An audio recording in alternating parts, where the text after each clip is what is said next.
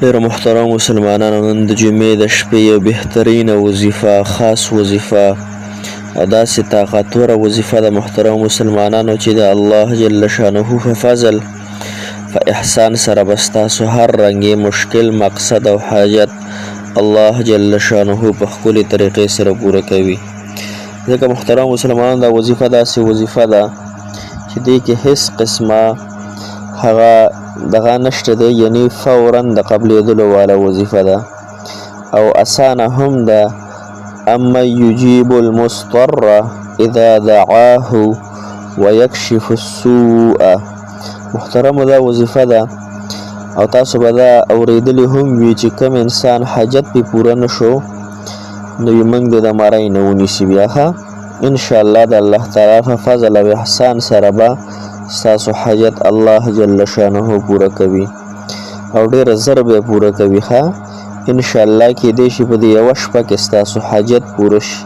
ستاسو مشکلات الله جل شانه اسان کي او تاسو ته د خوشحالۍ منظر الله جل شانه وښي. هغه خوشحالي کمې خوشحالۍ دپاره چې تاسو ډېر زیات ستړي شوئ، ډېر زیات وظایف مو کړو، ډېر زیات تهجد مو کړو، د ذکر اذکار او دعاګانې الله جل شانه دغه ټول په ټوله قبول او مقبول ستاسو په حق کې وګرځولی کی. محترم مسلمانانو، پرون چې موږ ته چا د ختم ویلي، لکه ما د سورت مزمل وظیفه اپلوډ کړې وه، نو هغې کې ما ویلو چې د ختم وکړئ تاسو او یا مرتبه.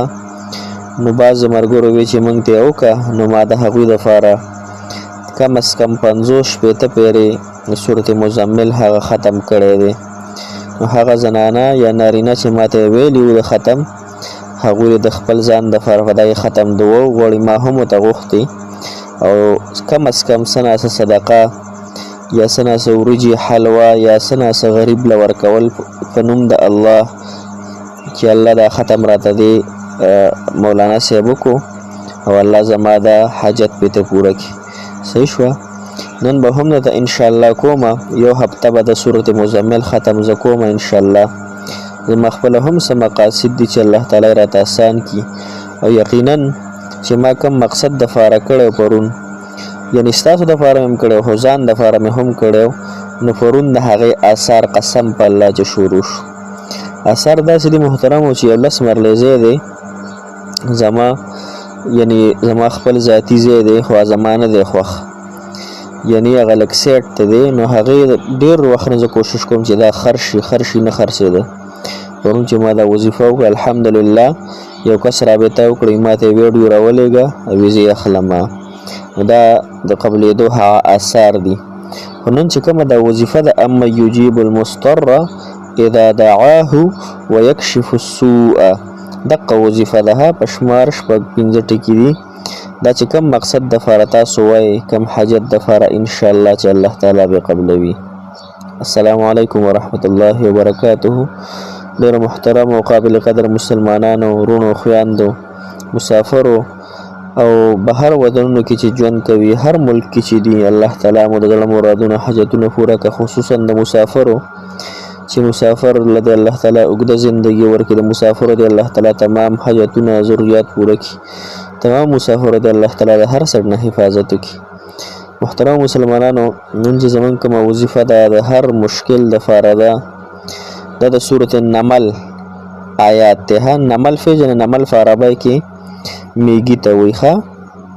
نو دا 62 نمبر آیات دی په قرآن کریم کې، د سورت النمل 62 نمبر آیات دی.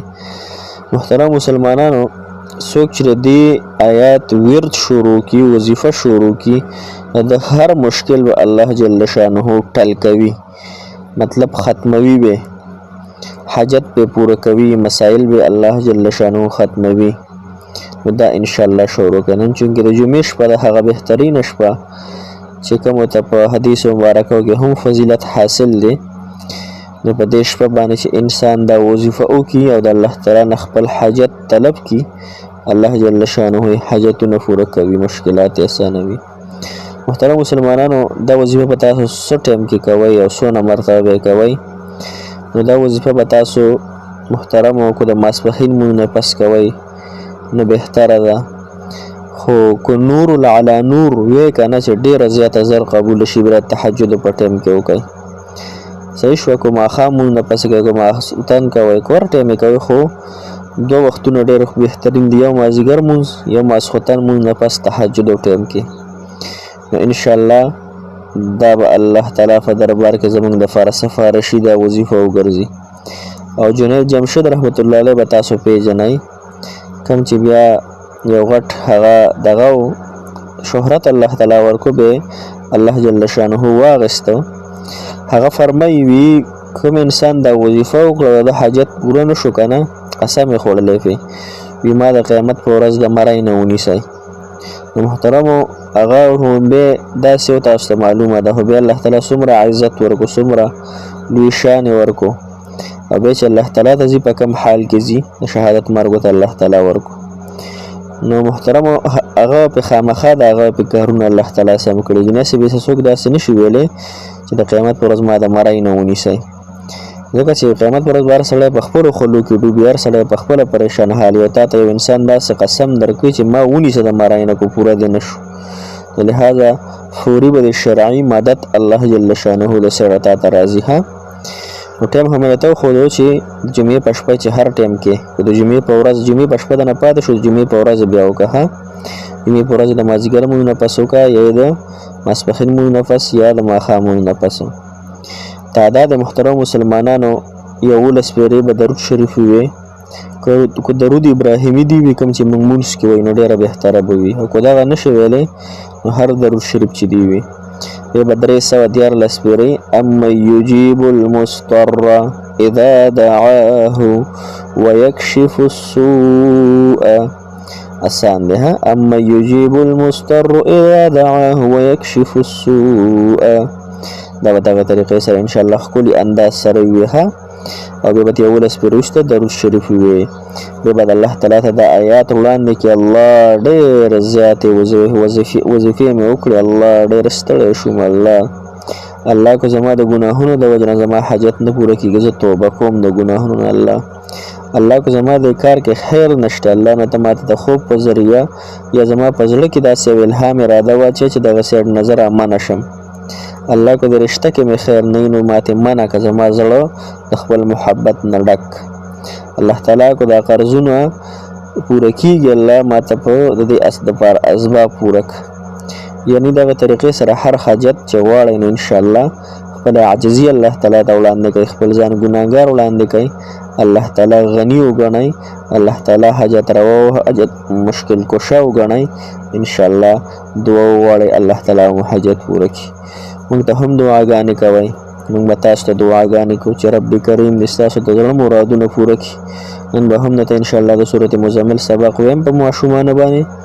موږ سره اوسئ انشاءالله دعاګانو دپاره پته نشته